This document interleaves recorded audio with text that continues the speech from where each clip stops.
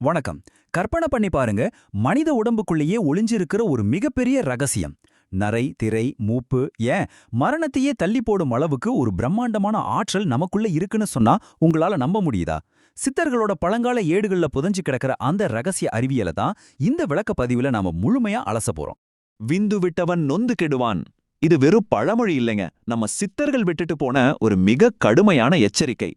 இந்த ஒரு வரிதான் இன்னைக்கு நம்ம பார்க்க போற விந்து கட்டுதல் அப்படிங்கிற அந்த மாபெரும் அறிவியல் மற்றும் ஆன்மீக தொழில்நுட்பத்தோட ஆணிவேல். இது ஏதோ கட்டுக்கதைன்னு நினைச்சிடாதீங்க, மிக துல்லியமா கட்டமைக்கப்பட்ட ஒரு பழங்கால மருத்துவ நெறிமுறை இது.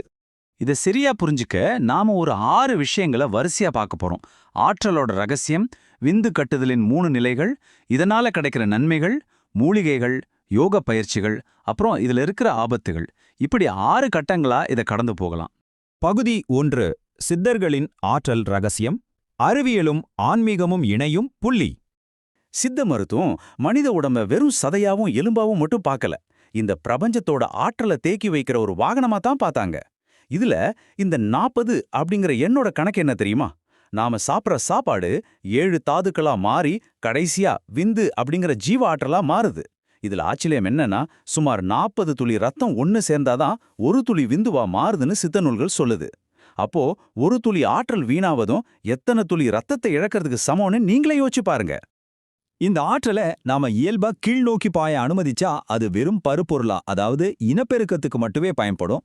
இதை சித்தர்கள் சிவம் மற்றும் சந்திர மண்டலம்னு சொல்றாங்க. ஆனா இந்த ஆற்றலை விரயமாக்காம தடுத்து மேல் நோக்கி பாய செஞ்சா அது நாதம் அப்படிங்கிற நுண்மையான சக்தியா மாறி அக்னி மண்டலத்தை அடைஞ்சு ஆன்மீக ஞானமா, அதாவது ஓஜஸா மாறுது.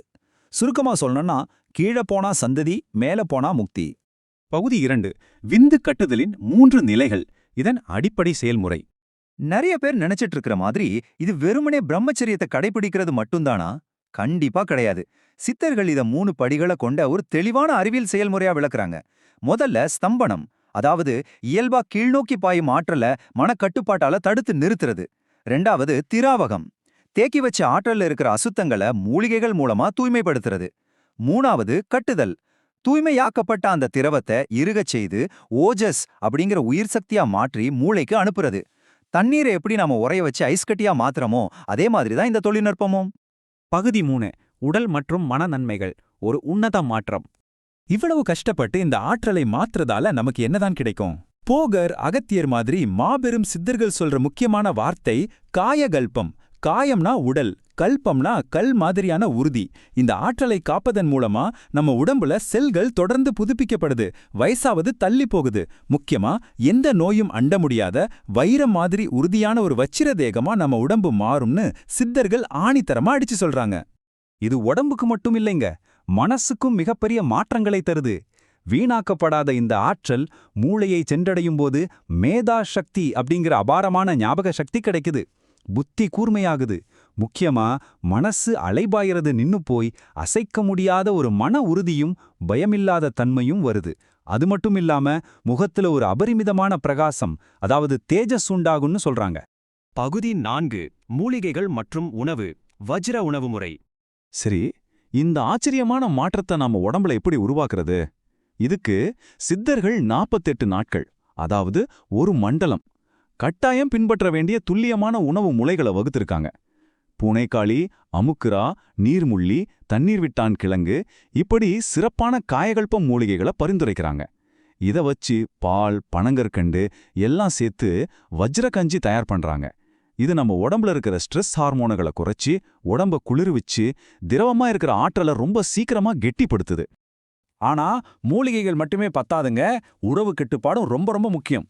காரமான மசாலா, மிளகாய், வெங்காயம், பூண்டு, அப்புறம் அசைவ உணவுகள் இதையெல்லாம் சுத்தமா தவிர்க்கணும்னு சித்தர்கள் எச்சரிக்கிறாங்க.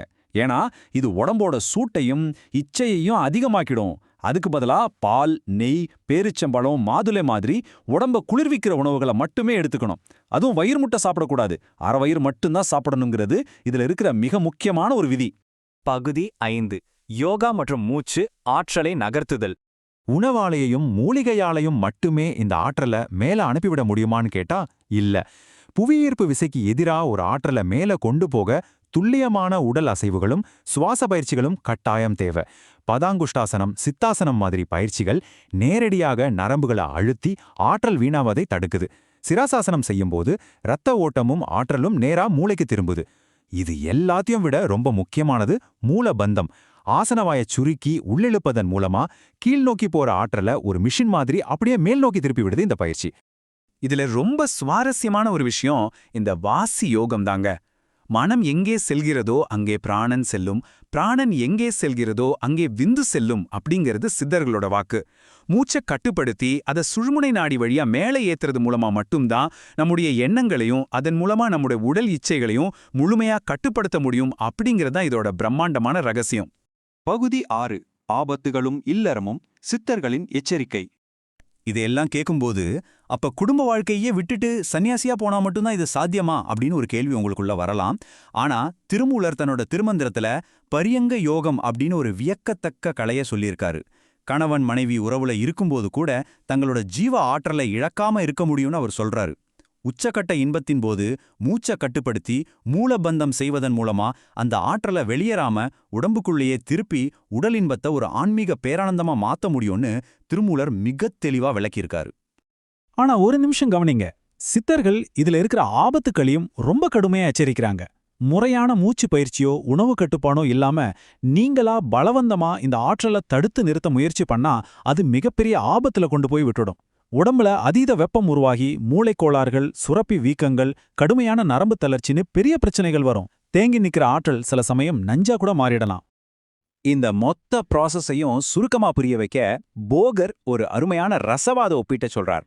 எப்படி திரவ நிலையில ஓடிக்கிட்டே இருக்கிற பாதரசத்தை மூலிகைகள் போட்டு இறுக செய்து ஒரு சக்தமான ரசமணியா மாத்துவாங்களோ அதே போலதான் மனித உடம்புக்குள்ள திரவமா ஓடுற இந்த உயிர் சக்தியையும் கெட்டிப்படுத்தி மரணத்தை வெல்லும் ஒரு மாபெரும் கருவியா மாத்தணும்னு போகர் சொல்றார். நாம இந்த விளக்கப்பதிவோட இறுதி பகுதிக்கு வந்துட்டோம். இப்போ நமக்குள்ள ஒரு மிகப்பெரிய சிந்தனை எழலாம். இது சும்மா புத்தகங்களை படிச்சோம் இல்ல வீடியோக்களை பார்த்தோ நாம ட்ரை பண்ணக்கூடிய ஒரு சாதாரண கலை இல்ல. ஒரு குருவோட நேரடி வழிகாட்டுதலோடு மட்டுமே செய்ய வேண்டிய ஒரு ஆழமான அறிவியல். இவ்வளவு ஆற்றல் வாய்ந்த அதே சமயம் ஆபத்தான தொழில்நுட்பங்களை நம்ம சித்தர்கள் எப்படி அந்த காலத்திலே கண்டுபிடிச்சாங்க? இன்னும் முழுமையா புரிஞ்சிக்கப்படாம எத்தனை மாபெரும் ரகசியங்கள் நம்ம பழங்கால ஏடுகள்ல உறங்கிக்கிட்டு இருக்கோம். நீங்களே கொஞ்சம் சிந்திச்சு பாருங்க.